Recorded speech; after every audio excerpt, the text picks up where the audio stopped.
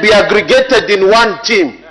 Madam Speaker, Mopani, if Delta Mining has no mining experience, as we are talking right now, one of the bidders, Madam Speaker, and I'll take time to explain this.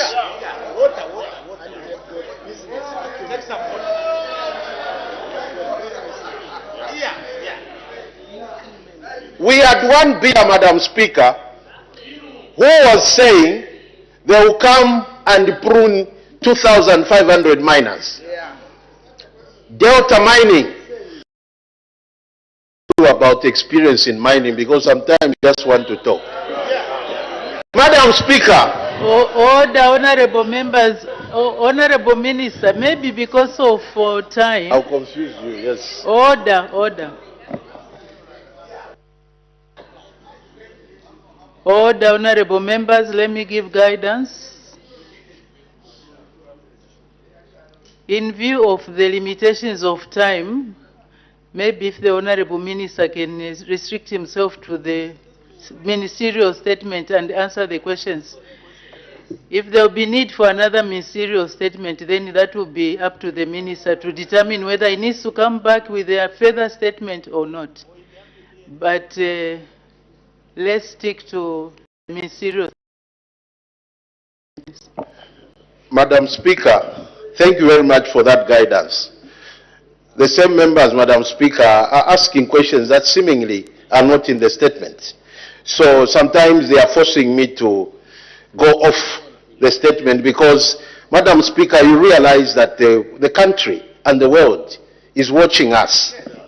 And as such, we need to clarify and also give processes that went through so that we become misunderstood as a government that we didn't know what we were doing. And that's why I want to give these examples. Otherwise, Madam Speaker, I was saying that you can either hire a skill or have inherent skill. So Delta hired skill. I want to announce to the nation, Madam Speaker, that the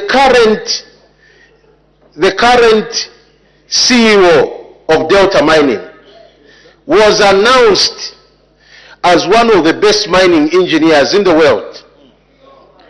Right now, Mopani has increased its productivity by 37%. That shows they know what they are doing. They have employed 1,900 people instead of pruning as otherwise was suggested. Madam Speaker, Delta Mining is the right candidate for Mopani. I thank you. Yeah. In modern words, today they say working smart. No, I'm saying that you can hire professionals to do work. Even when you are a laborer, you can still work smart. That was just on a lighter note. There was an indication, honorable member for Usakile, you were indicated for a point of order. Thank you, Madam Speaker. Madam Speaker, my point of order on the Minister of Mines. I'm sure it has been overtaken by events. Not really, Madam Speaker. Proceed then, please. When you gave him an opportunity to render a ministerial statement, he opened his remarks by saying he has come to share what transpired in the Mopani, comprehensively, what has transpired in the Mopani transaction. Here is telling us they are asking questions that are not in the ministerial. Then what are we going to call comprehensive if he can't share? And again, he has not answered the question directly because the question was simple. It only required him to say they were part of or not part of during bidding. During bidding.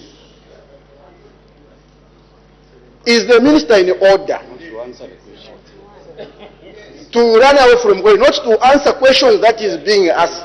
Was Delta part of the bidding? And how much experience do they have? My point of order, Madam Speaker, is based on Standing Orders number 71.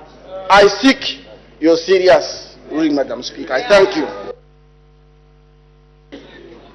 Thank you. From what I was listening, the Honorable Minister was explaining how that particular company found itself qualifying. That's why he was saying it hired some professionals to do the work. So he answered, I think, maybe you need to engage each other outside. I'm sure you can meet outside over a cup of coffee and exchange further notes. There was a suggestion that you go to the amphitheater. The minister is open. If you want to engage more with the honorable members, you can go in the amphitheater and exchange ideas on the same issue. So let's make progress. Let's make progress. Order. The honorable member for Lunte, you've already asked. Here is only one question. Yesterday, I just used my discretion. There are so many other people that have indicated who want to ask. So we want to give them an opportunity. If we still have time, I will reconsider your request. Just hold on for the time being. The honorable member from Mufulira. I thank you, Madam Speaker, for this opportunity. And Honorable Minister, thank you very much for your concise statement, which has been long overdue, considering numerous questions that the miners and those that are stakeholders in the mine in Mufulira have been wanting to know. Madam Speaker, there are many ways that one can become a shareholder in a business. You can buy existing shares and become a shareholder, or the company can issue new shares and sell to you. This transaction, as the minister has explained, ZCMIH chose to hold on to the 6 million plus shares, and they went on to issue 7 million shares. And the only reason for issuing the 7 million shares was so that they could admit a new shareholder. And that's how the 7 million shares were issued, specifically to be sold to the new shareholder, who is Delta, a subsidiary of IRH. Madam Speaker, the shares, the 7 million shares, were sold to IRH. That is why in the minister's statement, he talked about 620 million US dollars, part of the 1.1 billion. That 620 million is the consideration. The 620 million is the consideration that Delta paid to get the 7 million shares. So they bought the shares. Madam Speaker, having bought 7 million shares gave IRH or Delta 51% shareholding in Mopan. 51% gives them control. 51% gives them control.